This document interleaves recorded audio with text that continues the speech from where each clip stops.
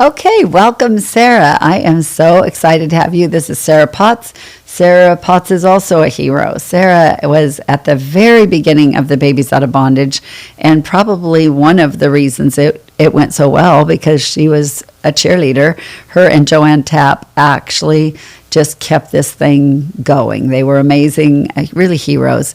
And it's not easy to be a hero. Sometimes people look at you like you're a zero. For sure. But the truth is, you're a hero, and you did everything for how many children have you had in your home over the course of 33 is what I'm at now, I think. 33? Various periods of time. Okay, so 33, and you're all done and not even thinking about helping anybody else ever again. That's what I thought. I told God I was done recently, and he said he was going to bring me a new daughter. And I wasn't even on a list. Got a call a week later from Butte County, and they placed a 17-year-old with me. She's at home right now. That's awesome. And that is beautiful. And honestly, that's the heart of God. It's like, you know what? Yes, oh, mother, the ones that need me, right? Mm-hmm. It's beautiful. The whole thing up. I wasn't even on, the regular call list. Yeah. They're like, can you... Yeah, you're the one. You can do this. That's beautiful. So let's go back. Right now at Church of Glad Tidings, we're looking at opening the Piece of Heaven. And right now we're fundraising for it, trying to get the money to pull together to be able to create a place for all these children that have been deeply brutalized and wounded. And really what it takes is that heart of love that you're talking about that just says, you know what, I'm going to love you to life. Let me take you and put you under my arm and nurture you. A lot of kids have never been nurtured. They've never been loved. They've never had the kindness of a mom that kissed them on top of the head and said, you're going to make it. Come on, let's do this. Mm-hmm. And to me, it's one of the most beautiful things I ever get to see is when I see a mom that's choosing to love other children and bring them to life the way we all were created to bring our own children to life. Mm-hmm. So for me, I want to go back to the beginning. How did you ever get involved in Babies Out of Bondage to begin with? What was the first time you heard about it?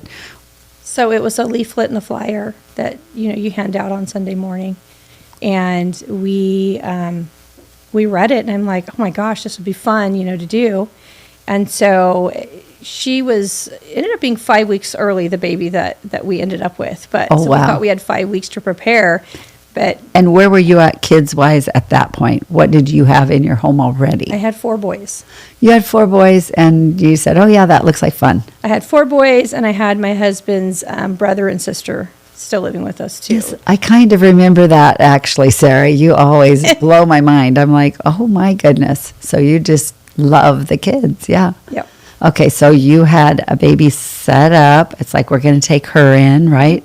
And she's born 5 weeks early? She's born 5 weeks early. We had luckily, went ahead and had gotten everything ready ahead of time. And so she was the first little one to come to this area. So she was the original Baby Out of Bondage, yes. Our very, very first. I remember that now that you bring it up. Mm-hmm. Honestly, doing these little interviews is taking me way back in time. How old is she now? 28. 28 years. Mm-hmm. So it's 28 years ago. So we had been here 10 years when we came up with the program, because we've been here 38 years now. And really, it was just an urgent need, right? Mm-hmm. It was women that were having babies, and the state was taking them away from them, and they'd never see them again. That's pretty much what was happening. And sometimes these moms maybe had a couple weeks or a couple months, and they were in there for, drug charges, and family was done, and, Yep. And families, I don't blame families for getting done, right? I mean, that's a piece of it sometimes. It moves them in our direction. It does. It actually helps them go, you know what, I'm actually done myself. Yeah. Sometimes it takes that. Yeah. But then if you're in a crisis pregnancy, you're pregnant, and your family's like, you know what, I've done too much. I've raised 3 other kids. And then the Church of Glad Tidings says, you know what, we'll help, mm-hmm. and we'll, like Sarah comes along and says, how about I raised your baby too? Mm-hmm. And she took her in, loved her. And tell me what that looked like. What was that picture? So we got the call, and we didn't know much about Mom. We'd only had one phone call. We went down there, Joanne Tapp and I together, and I said, are they going to let us walk out of a hospital with a newborn baby? Like, I just can't believe it, And we got there, and they did. It just was surreal. Yeah. And so she, dressed her baby, and she cried. They said why she dressed her, and Super it was hard. hard to hear. Yeah. And we brought her home, and we just started, going through the process with the next one. I think she got her little one not too long after that. A neighbor of mine around the corner, Sheila Miller, she got a little guy, and it just started snowballing from there. So when we brought Destiny in to the church, everybody was kind of excited about this baby. Yeah, they're like, oh, look at your older, baby. yeah. She's the Passing first around. baby out of bondage. Yeah. Yeah, so Lou asked me if I'd do the sign-ups the next weekend. So I put her in her little seat and put her up on the table next to the little pad of paper, and they thought she was a prop because she was dressed in this little cute dress, and like, oh, what a good idea. Some people knew her, and some people thought, oh, it's a doll because she was so pretty. So And cute. I looked out, I was signing the first person up, and I looked out, and there's this line of 30 or 40 people. And I was like, wow. So, So many young families were just saying, hey, we'll raise somebody's baby as well. yeah, once you see the baby, and Oh. it changes everything. Oh, my goodness. Once you actually look at the human being and you say, Oh, yeah. okay, Yeah. this is real. Yeah. Yeah. I had little teenagers, 3 boys myself at the same time.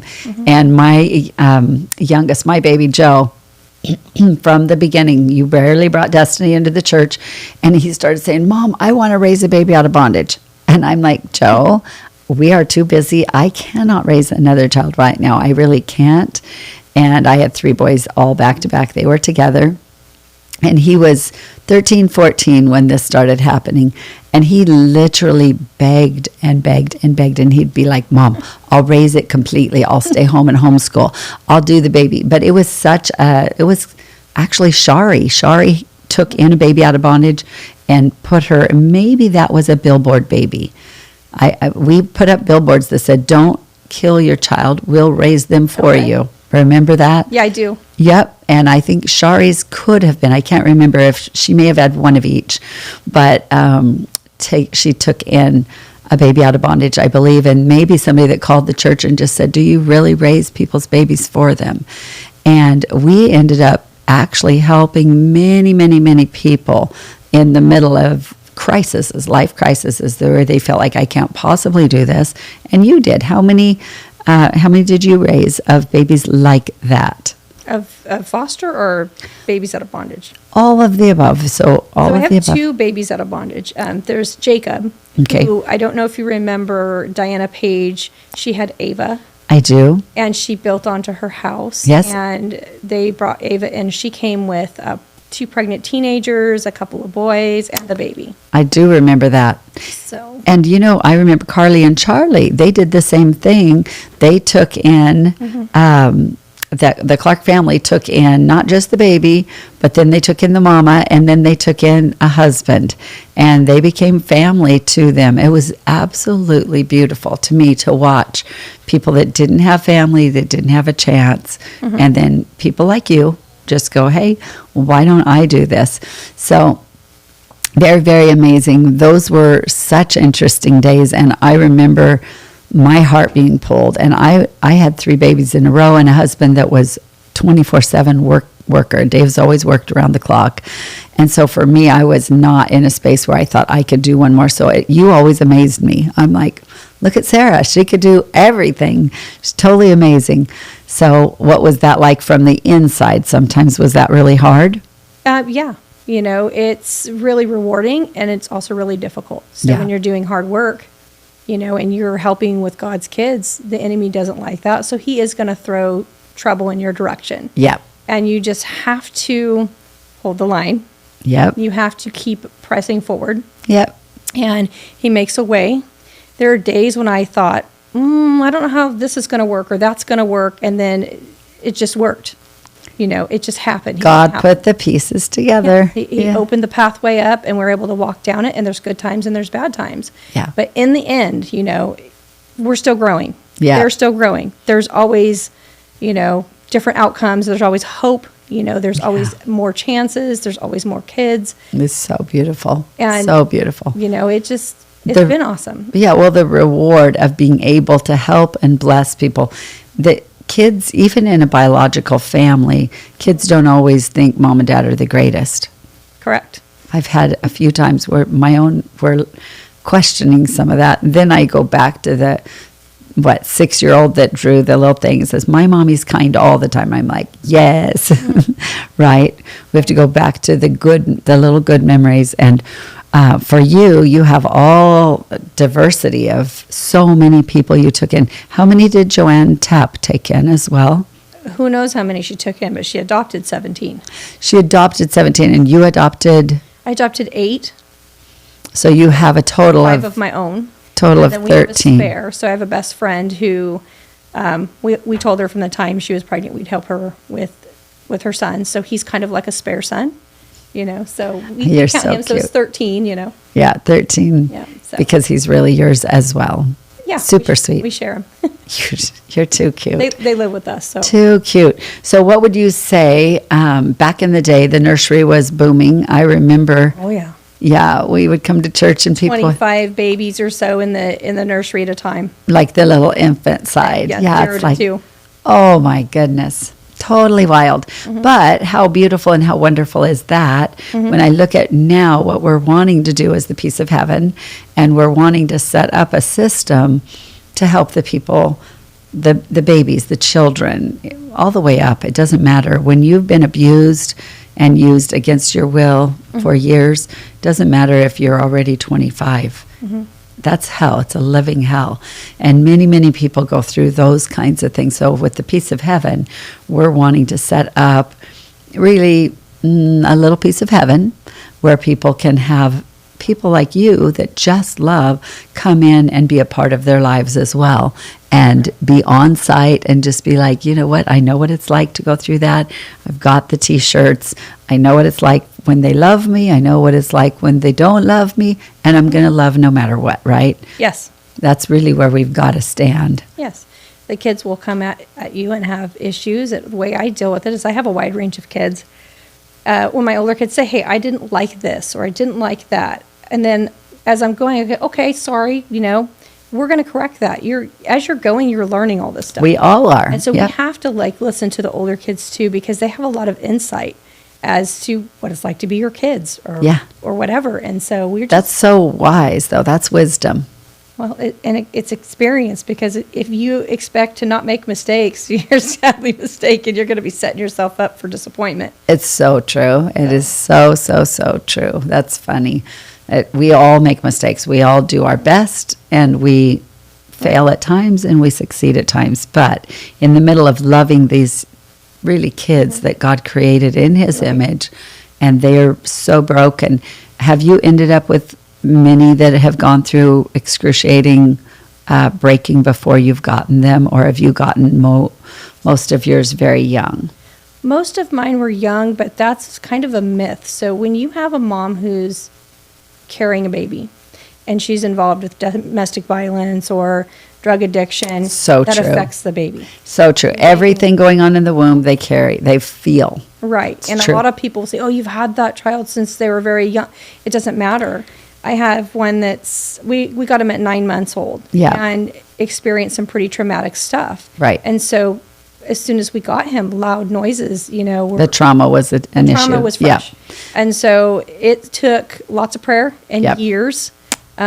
We only still struggle a little bit with the loud noises, but most of the fear is gone. He's learning to trust. Because of what he went through in the womb. Because of the first 9 months. The next brother down to him, we got it 2 months. And, he cried for no reason. We took him to the doctor. There was nothing physically wrong with him.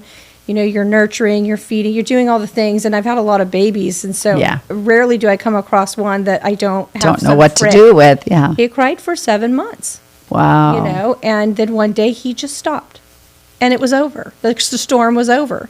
But you have to endure it. It's, Yep. It's a hard thing to go through. Yeah. And, but then on the other side, here's this funny, silly, goofy little guy who says things that I don't know where he gets them from. So sweet. Just, I don't know. He's just something else. That's He's sweet. 5 now. Yep. So, Well, it goes even beyond the womb. It goes back to the DNA of the mom and the True. dad. And I have friends that had a child that the mom actually was the real mom, the birth mom, not the real mom, but the birth mom, because the real mom cannot be the birth mom a lot of times. A lot of times, yeah. Right? But she was the birth mother, and the father was in prison for actually doing crazy things, not normal at all, like concocting big schemes and crazy things. And this young boy had never seen the biological father, never met him, never seen him. And as he became a teenager, he began to do just that. And he was creating wild stories that were not accurate at all. And everybody was like, Been there. how on earth can he be doing this? But it was in his very DNA. And so what we have to do is go in and say, God, we want to heal the DNA. The DNA, we want it to look like you intended for it to look. Because we can actually have our DNA healed so that we end up being exactly who God intended. And you're dealing with a lot of different DNA out there, right? Yes, you're dealing with that. You're dealing with the generational curses from their family, and now you've adopted them, so now they get to inherit yours too, which was new to me.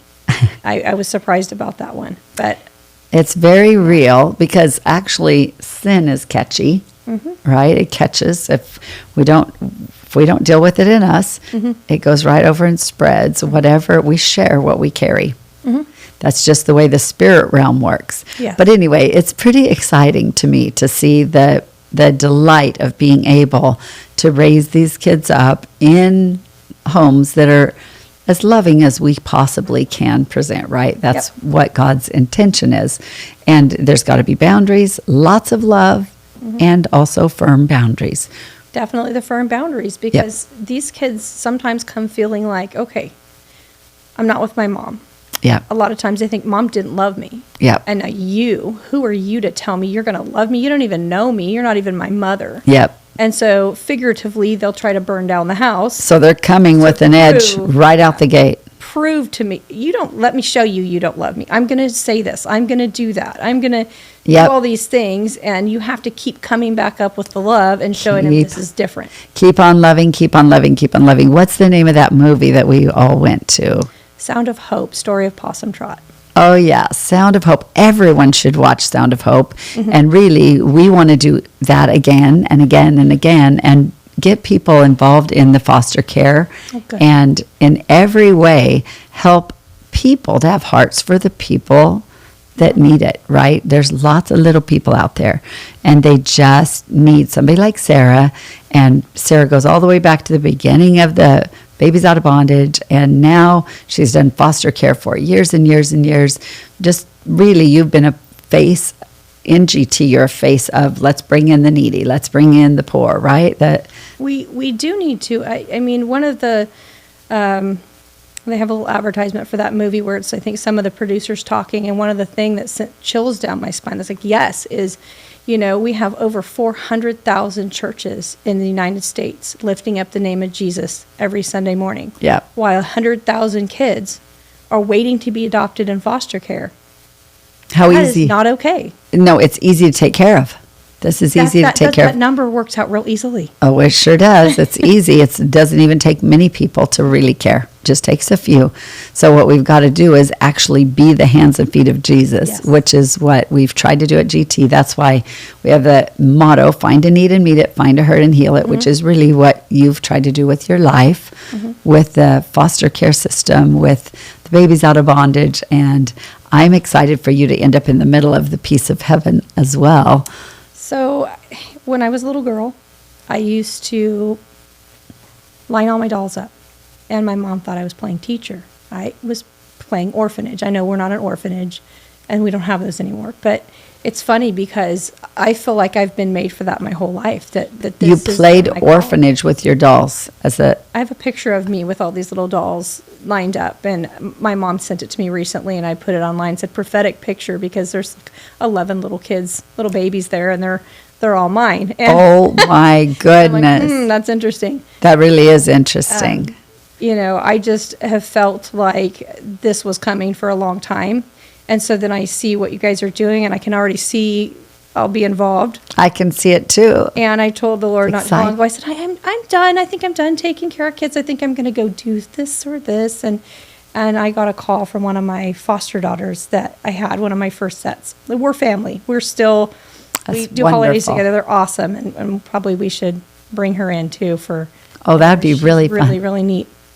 Her Let's little do son that. spent 6 months with us, and I'm sure you heard his story. He's the one that had Oh, yes. serious medical problems. Yeah, we all and prayed gone to for the him, hospital, prayed for and him. he's doing great. Yeah. He's pushing himself around in a Tonka truck now. That's But awesome. it's the relationship afterwards that's important too. You know, their mom and I are like family, and I about 3 days ago was out late with my husband. We were at the gas pump, and this girl's walking towards me looking in the window. She opens my door and she goes, "Do you know who I am?" I said, "You're Taylor."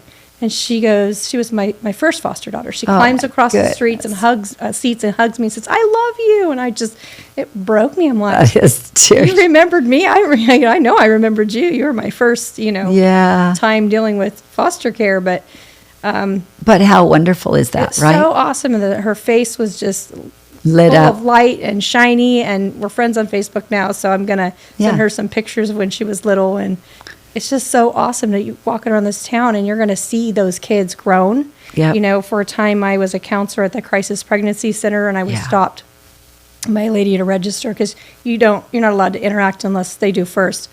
And she says, "Do you remember me?" And I said, "Do you remember me?" And she said, "Yeah, this is where we met." And she pulled out a picture of her daughter. that Wow. she had came in abortion minded, and so So beautiful. you don't realize that a little thing at that moment. You'll walk around, you'll come through town a year or two later, and you'll see, or 10 years later, or in her case, she was 5 when I had her, and It's beautiful. she's 30 now. So Yeah. It's beautiful. Yeah. It's really laying down your life for the poor and the needy. This is true religion. Mm-hmm. It's what the Bible actually says is true religion. yeah, the least of the little ones you do for me. Absolutely. And really loving the orphans and the widows and all the people that don't have somebody. Right. If we will all do that, like you're doing it, then everybody's taken care of. That's pretty beautiful. When you So- take them in, yes, there's going to be some adjustments. It's going to be hard at times, but when you're doing it, remember you are taking care of Jesus. So when you're having a hard moment, and if you think that you're like, everything becomes really different, really easy. Yep. You're like, okay, because When you give it to the least of him, it's just the same as giving it to him. It's what it says. It does say that. And the truth is, we just have to have enough love in our hearts that Yes. when somebody rejects, because they've been rejected, they feel rejected. So when somebody like that comes into a home, a lot of times from my experience, they'll be really trying to reject me. And I'm like, I'm not going to let that happen. That's not what we're going to do here. The love of God in me has to be more powerful than the rejection that they've faced from maybe their biological mom, maybe the streets, wherever. And so really it's about not letting rejection win is what Right. I always see. I'm like, rejection, you lose. The love of God is far too powerful. And with these kids that are going through hell, they're literally being trafficked, literally being horrifically abused, terribly abused. And just think of the privilege it is to come alongside someone like that and just say, "Sweetie, you're safe now. You're safe now." And maybe they're going to push you away and think, "You're going to hurt me too." And you just keep on loving, keep on loving, keep on loving. But you have lots of experience at that, right? I do, and it's continuing to stand strong even when you're getting that thrown in your face. Yeah. They're kicking and screaming, and you're not my mom. And Yeah. the real mom is the mom who, no matter what you say to her, still takes care of you. That's exactly Still true. keeps going. All the insults or Doesn't bits matter. or tantrums, Yeah. whatever. Because they're broken and so- hurting. They've already been broken and hurting over here. Right, but then you see him blossom, and you see him become happy and silly things, play basketball or Yeah. you know, So rewarding. do well in sports or Yeah. whatever. You're watching them actually get to be kids and not have to worry about where they're going to eat, where they're going to Yeah. sleep, having to lock the door. I've had little ones that were as young as 3 that would keep their bag next to their bed and hold on to it So because they sad. were afraid somebody was going to steal their stuff out of it in the middle of the night. There was nothing, So- no protection ever in their life. Yeah. And now those kids are not doing that. Yeah. They're not worried about where their bag is. Yeah. So rewarding. So. Yeah. Oh, that's And beautiful. it took the love of a mother to do that. And, Yeah. and that particular child ended up being my sister's. Started out with me. It's we have a sibling group we share. So I have the 3 boys and she has the girl. That's pretty. And she ended up pretty bonding sweet. with my sister right away, and it was just meant to be. It was just And the so right she thing. is- Yeah. She is her daughter, and they are thick as thieves. That's pretty beautiful. That's wonderful. But there's definitely a need. There's a need out there through, the avenue you're talking about. And just Yeah. when I got the call for this girl I have now, there was another worker sitting beside her. They work together quite a bit, and she's great. She believes in the Lord and everything. So, I've got that. Her coworker was saying, "Hey, I've got 10-year-old's been sitting here all day. Do you have space for him?" And I said, "The way I have it set up right now, only girls can share room with the girls. I don't today. Yeah. But I've got this other girl who's going to be homeless in 3 days. We don't have a place for it. They're desperate." It's heartbreaking. And the truth is, I look at this as we're talking about the peace of heaven. I look at it and I think people all the time will say, "I want to be a part of the peace of heaven when that comes together." And I think, well, let's do it now. Mm-hmm. Do it now. Give someone a chance at a family and at life and at kindness and at mercy. And it also will give you a chance to actually walk out the love of God in life. And we've had families here at the church that literally had over 100 foster kids and got the Foster Parent of the Year award. Amazing. And then, somebody comes along and it's just difficult. So life isn't all easy, right? Life, Right.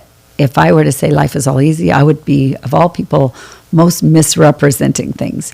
But life being rewarding when you try to do the right thing, absolutely. Yes. Absolutely. Because in the long run, it comes back around. And where we get in trouble is where we stand there, somebody bucks up against us, and we say, "Okay, I'm done." That's Yep. where we're in trouble. I've had those moments, and then you know what? God's still on the throne, Yep. and if you remember that, it works out. And we're human. Yep. We're gonna have moments. And Yeah. it's okay to have a moment, but Yeah. get back up. It's true. Get back It's- up after that moment. Hold the line. Keep moving forward. Put one foot in front of another.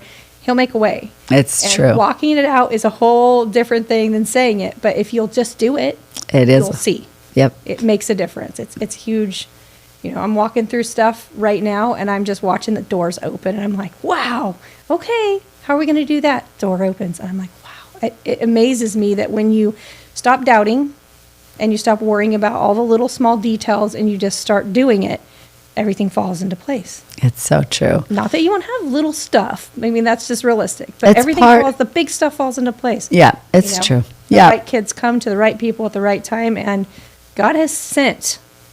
Well, I have no doubt that they were sent. You weren't looking for them. You weren't even Yeah. asking for them necessarily. No, And- God's looking for a place to Yes. put them. He's And going, you're- "Can I do you're this?" open. Yeah. I know one of the seasons that I was going through when one of the young men I took into our home had done something very horrific, and it was traumatic to everyone. It was a very, very hard season. And I remember telling God, "I don't think I signed up for this." And then he said to me, "Cheryl, did you or did you not give me your whole life and your whole heart?" I was like, "Yes, I did. And I guess I signed up for this." So really, when we yield ourselves, then we say, "God, whatever I walk through is okay with me because I want to be the hands of Jesus extended," right? And so that's what I've seen you do at very, very, very deep levels with children for how many years now? I think we got our first set of 4, or my first 2 I got in 91, which were relatives. And then I was 17. And then at 18, I got the older 2. So My goodness. Yeah. It tempts me listening and talking to the baby out of bondage moms and all this. It tempts me to say, "Honey, we could do foster parenting. We could do this." And I think he'll say, "Cheryl, let's wait till the peace of heaven opens. You can go in there that day. You could go in there that day." But for me, I love, love, love those kids that have been through hell. To me, it's like there's nothing more wonderful than being able to just sit somebody with you and just say, "Guess what? I see who you really are. And I see the gift that you are, the beauty of who you really are." What a fun thing to be able to do. It's it's the truth. And God give us the eyes to see from heaven, right? So that we could see who they were created to be, as hell came at them from childhood to try to tear them apart. And then we've got people stepping in and saying, nope, I'm going to be a family. Yes. I'm going to do this, because children need family. We all do. They do. Yep. And recently, when I was getting back into this and had a whole bunch of stuff going on, that some people might say, well, I've got all this and that going on, so I can't do it. You know, God gave me a word. He said, are you willing to lay it all down? And when he said all, he meant all Yeah. for me. And he knew what my all was. And he showed me what my all was. And I said, okay, I'm going to let it go. I'm going to lay it all down. I'm going to follow you. I trust you in the middle of whatever Yes. all is going on. And I'm just today getting my answer, so it's kind of fresh. I laid it all down, and this door is opened, and so now I'm going to walk through it. So my career's not over.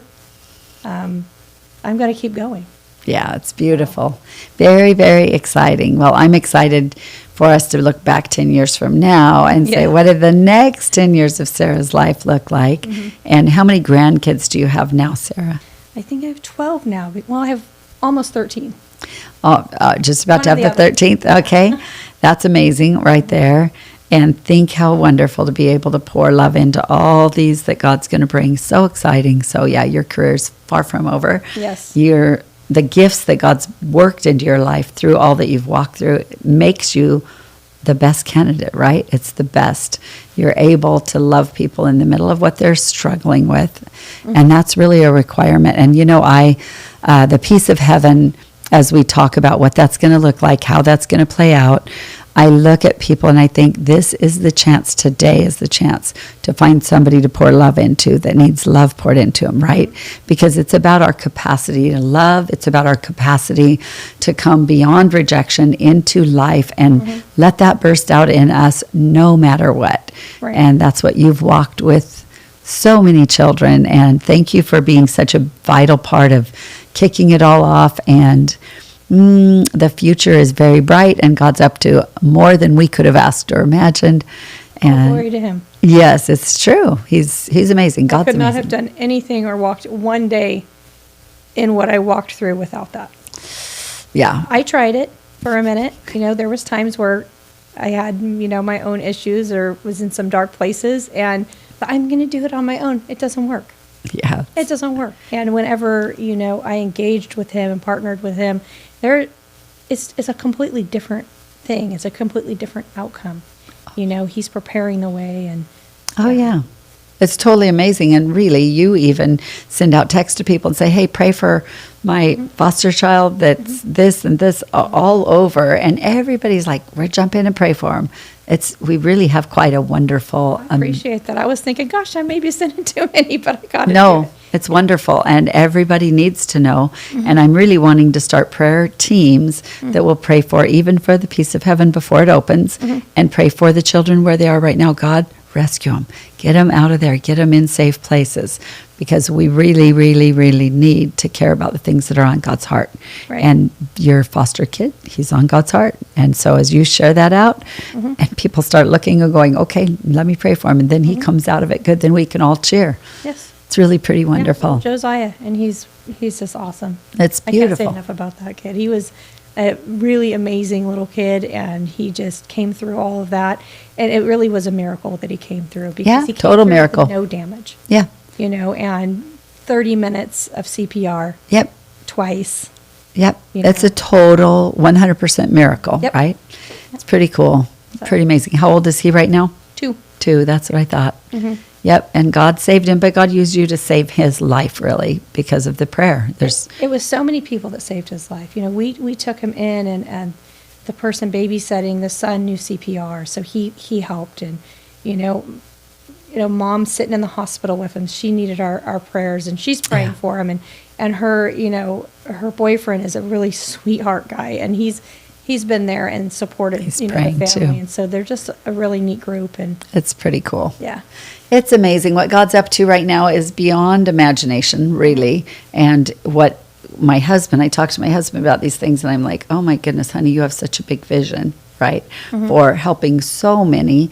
And the reality is that's the vision of God. He's like, nope, I'm not okay. Just like you said, there's 400, or how many? There's 100,000 kids waiting to be adopted. Yeah. They're actually, parents failed. They've been put up for adoption. They're just waiting for a home. Just hoping somebody will love them. Come take them, yeah. Right. And it needs to be somebody that knows how to love, because when you have those kinds of hurts and those kinds of pain, it takes somebody that's like, nope, I'm going to be here no matter what, and I'm going to still be here. Yes. But that's exciting, and that's very rewarding, and God's had me do that with street people, different people. Then they weren't foster, they were gangsters and different people.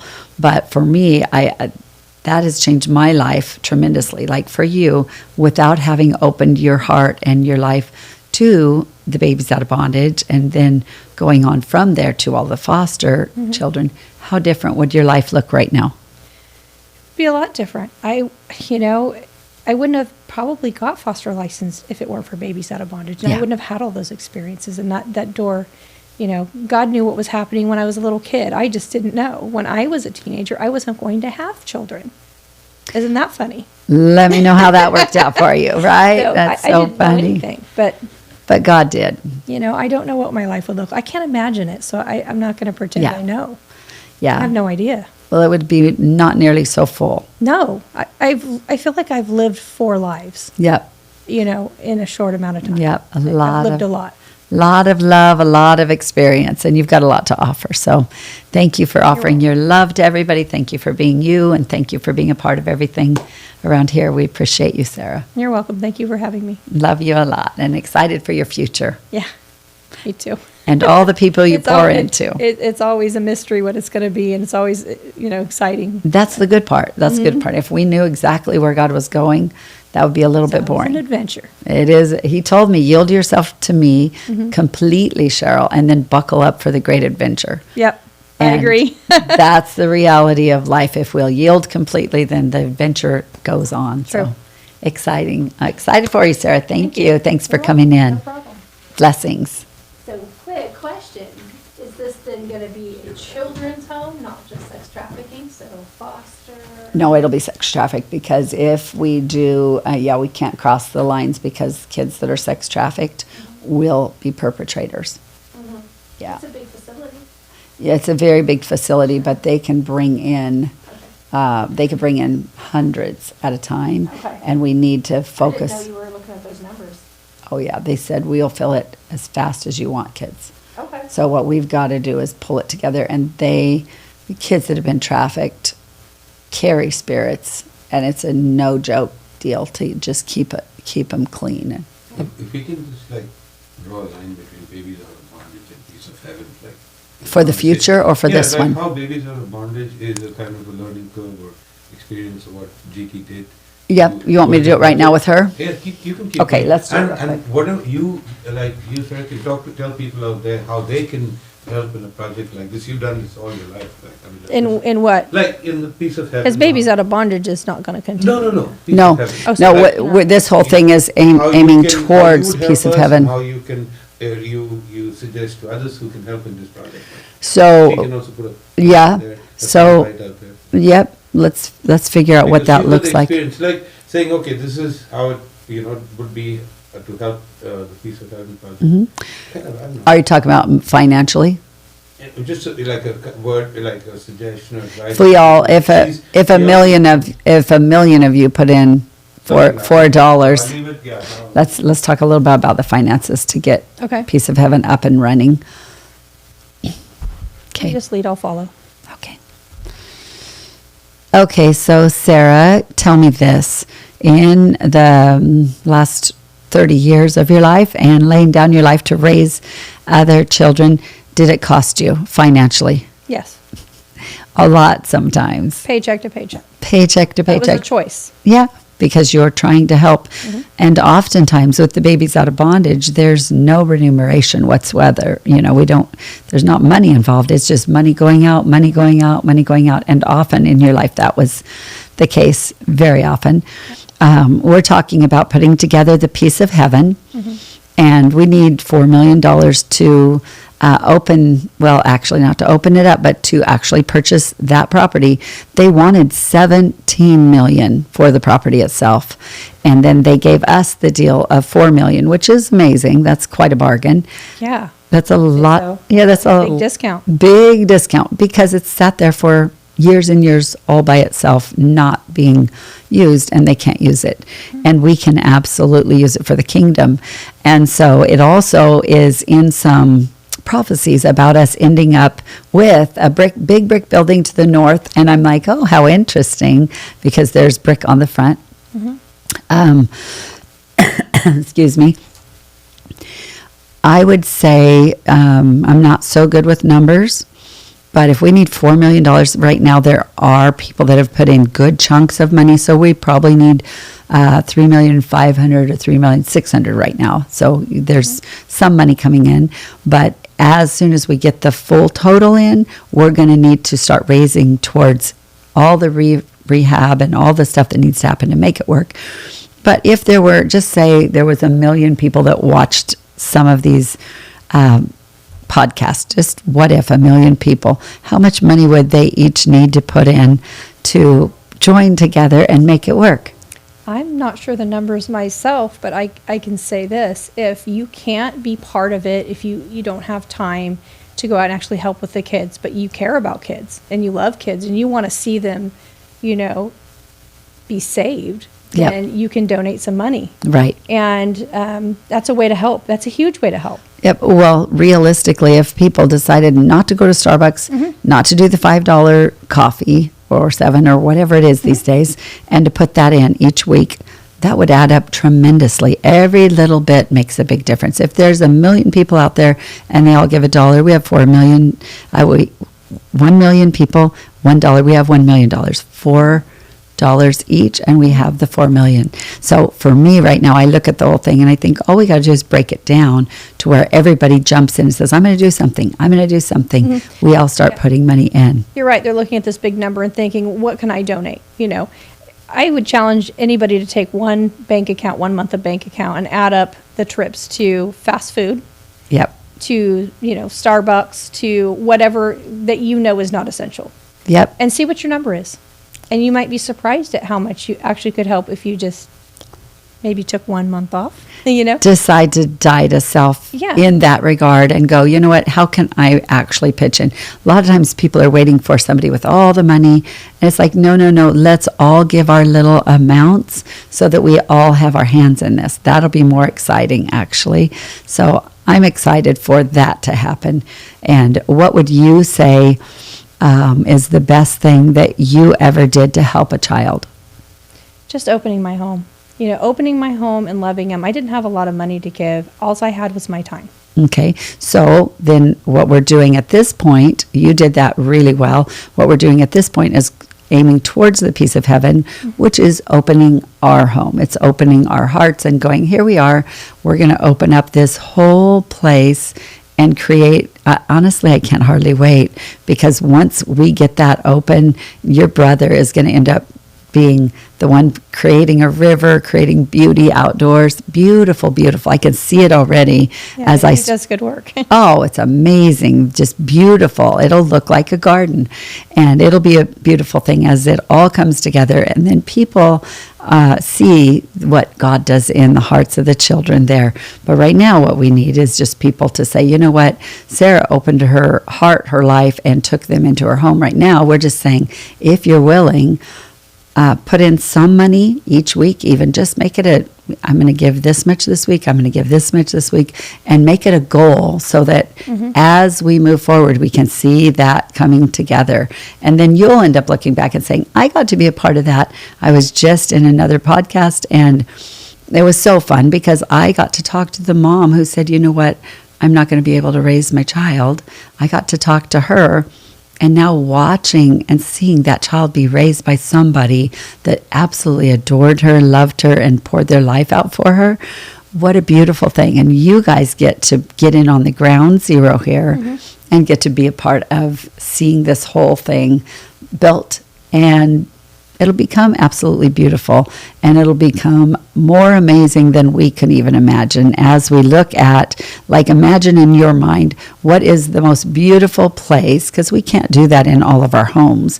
My home can't look like a piece of heaven for all the kids to play and laugh and have all that, but we can do it corporately and create something that is a safety net and catches people that have been thrown away basically in the systems today. And the truth is, God adores humanity, and he is not willing for any of them to perish. So really the question is, are we? You know, are our hearts hardened, or are we going to say, no, I want to do something. How can I help, right? Like, they're there, they're waiting. Something has to be done. And no amount is too small. You know, it's what you can afford. If you can afford $4, it can be a grassroots thing. You know, Absolutely. look at people all the time raise money, and there's these small amounts that all come together. They do. And become a big amount. It's And true. if people are holding back because, you know, I only have this or only have that, hey, go ahead and do it. You'll be surprised. You start watching that tick up. That's you'll what get we- closer and closer to that goal, and you'll be part of that, you know. So it It's doesn't matter if exciting. it's a little bit. No. What you can do, it's your penny. You know, it's your small amount. It's I can't true. remember which story in the Bible it was where the lady gave all, The widow's mite, Yeah. that she gave this much, and he said she gave more. the most. She gave the most because she gave what she could, She had the what was least. there. Yep. And she had the least. Yeah. And so that makes me more excited. I'm like, yes, let's see that happen as people begin to just say, hey, I'll put that in, I'll put that in. Mm-hmm. And I've watched some of those things happen, and I'm like, ooh, God's watching the heart, and he will reward people. So very exciting. Yep. Thank you again, You're Sarah. welcome.